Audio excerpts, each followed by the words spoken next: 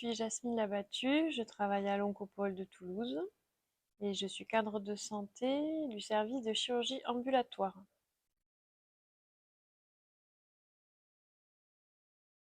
Alors, le service de chirurgie ambulatoire possède 14 places. Il y a 9 lits et 5 fauteuils. Sur ces places, nous accueillons des patients qui sont opérés pour des chirurgies ORL, ensuite des chirurgies de scénologie, essentiellement des tumorectomies. Il y a aussi des petits gestes de dermatologie et de la radiologie interventionnelle. Alors, ce qui a motivé le recours à une solution de télésurveillance médicale, c'est d'abord absorber l'afflux de patients toujours plus grand sur le territoire, nous aider à développer notre pôle de chirurgie ambulatoire et enfin permettre un retour précoce à domicile en sécurisant toute la prise en charge et le suivi de la maison.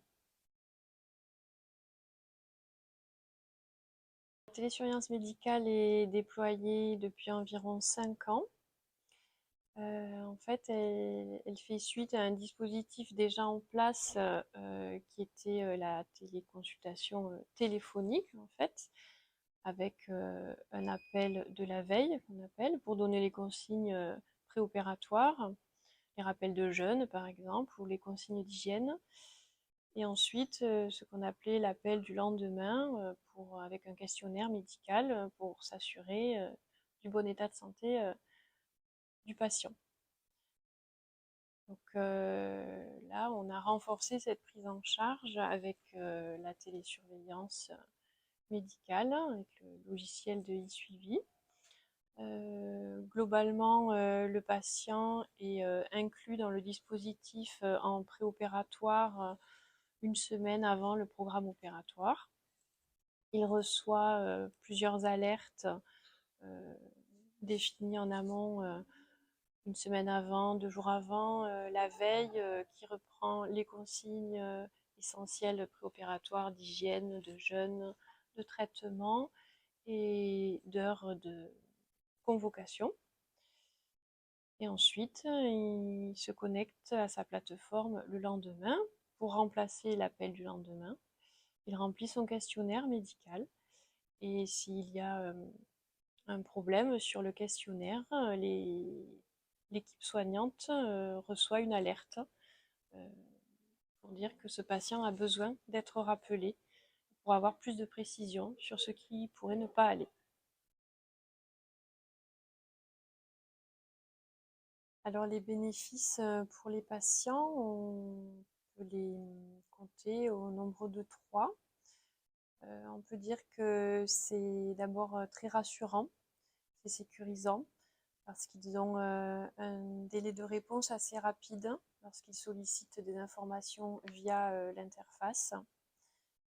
Ensuite, voilà, c'est fiable, parce qu'ils sont confrontés à un seul interlocuteur, on va dire virtuel, mais un seul support de réponse, une seule consigne.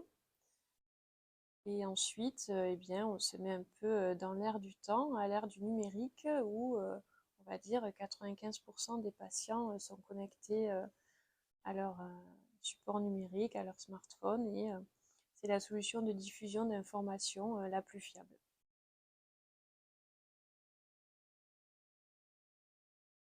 Alors pour l'équipe soignante, il y a aussi des bénéfices. Le premier, ça permet une détection vraiment rapide des situations à risque pour le patient, grâce à l'échange rapide d'informations via l'interface et le rappel rapide du patient en cas de problème. C'est aussi un gain de temps pour le personnel soignant. Avant, quand il n'y avait que les appels téléphoniques, l'infirmière passait à peu près 3 heures de son temps à faire les appels. Et ensuite, c'est aussi sécurisant et rassurant pour les équipes d'avoir un endroit où les informations sont tracées et c'est le même endroit où on va aller rechercher les informations lorsqu'on en a besoin pour le patient. Facteurs de réussite pour déployer la télésurveillance médicale, il y en a 3 vraiment d'essentiels. Le premier, je dirais, c'est la formation du patient lors de son inclusion dans le dispositif.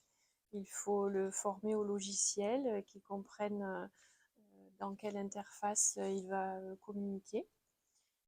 Le deuxième point, c'est bien sûr former les soignants qui vont utiliser le logiciel.